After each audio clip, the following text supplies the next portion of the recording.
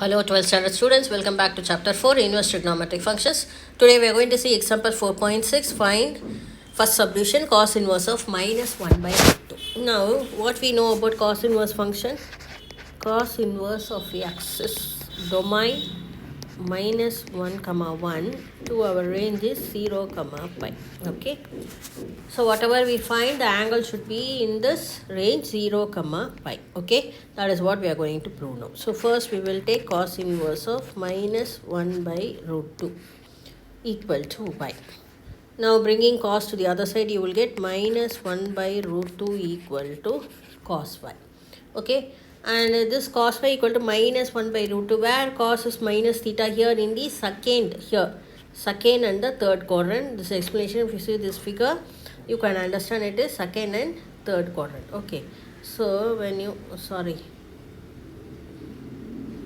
this one, when you take it up and down like this, when you expand this, you can know here in the second quadrant cos theta is minus and third quadrant cos theta is minus. Okay, so how can we write this? Second quadrant means it should be pi minus theta, isn't it? So for second quadrant it is pi minus theta. So this we are going to write it as cos of pi minus pi by 4. And where it is 1 by root 2 here in this table, when you see, here I have pasted the table for you. When it is 1 by root 2, here it is pi by 4 and second quadrant, so pi minus pi by 4. Okay, what is pi minus pi by 4 actually? Actually, what is pi minus pi by 4? 4 pi minus pi by 4, that is going to give you 3 pi by 4. Okay, so you are going to get cos y equal to minus 1 by root 2 equal to cos of pi minus pi by 4, that is equal to cos 3 pi by 4.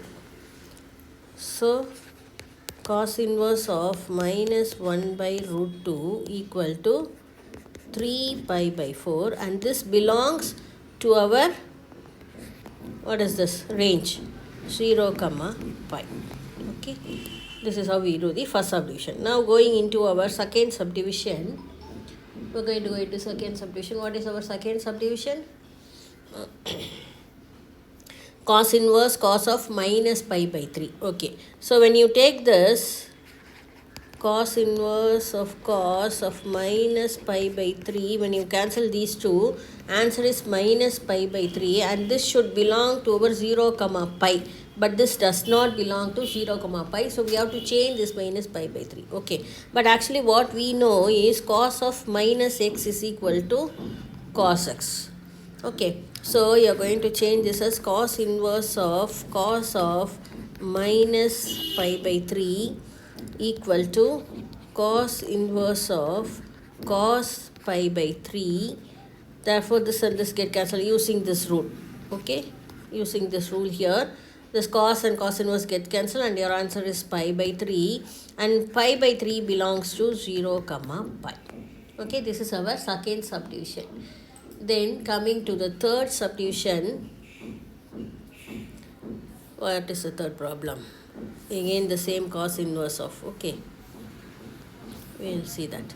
Cos inverse of cos 7 pi by 6. Again doing the same way, you are going to take cos inverse of cos of 7 pi by 6. When you cancel these both, your answer is going to be 7 pi by 6, and this does not belong to 0 comma pi. When you get 7 pi by 6, it exceeds the second quadrant. Okay, pi, it goes beyond pi. Okay, therefore now we are going to change this. How we are going to change this? So here in the second quadrant, so it comes to the third quadrant, isn't it? So pi plus theta, 7 pi by 6 is actually pi plus theta, so in the third quadrant. So if you see here, this is second quadrant and third quadrant, it is going to be pi plus theta. Okay, 180 plus theta or pi plus theta. Okay, so using that, pi plus theta means third quadrant cos is minus, so you will get minus cos theta. So cos inverse of cos of 7 pi by 6. So here you can use this formula, cos of pi plus theta equal to minus cos theta. This formula you are going to use here. Okay, so cos inverse of cos of pi plus pi by 6, that is equal to cos inverse cos of minus cos pi by 6. Okay, so using the formula which I have given this here. Okay, so what will happen?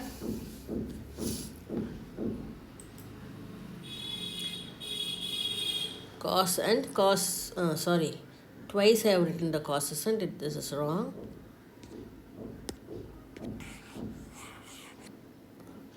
Now we are going to write this cos inverse of minus cos pi by 6. Okay,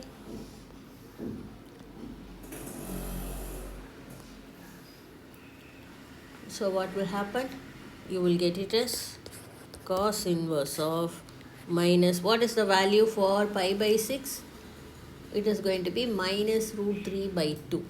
Where is the tabular column? We have taken here, isn't it? What is the value of pi by 6 here? Cos pi by 6? See, root 3 by 2.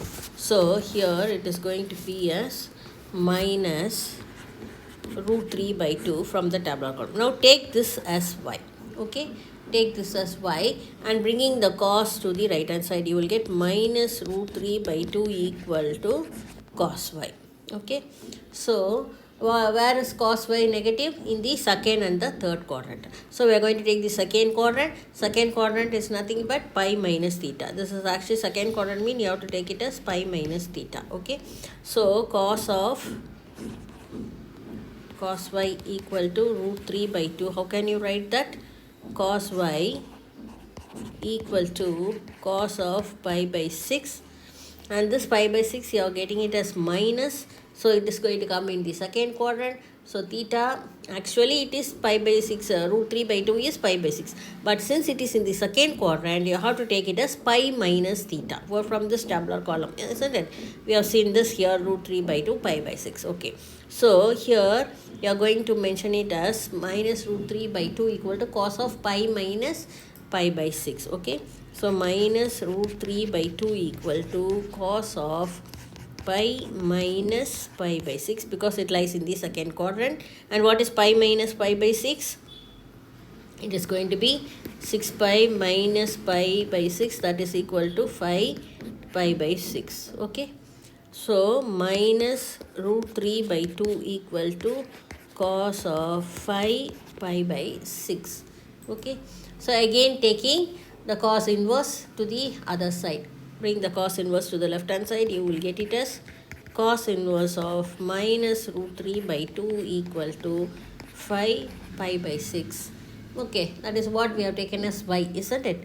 So that is equal to 5 pi by 6, and 5 pi by 6 belongs to 0 comma pi.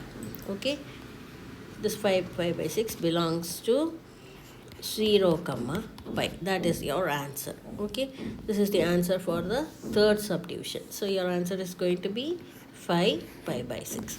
Okay, thank you.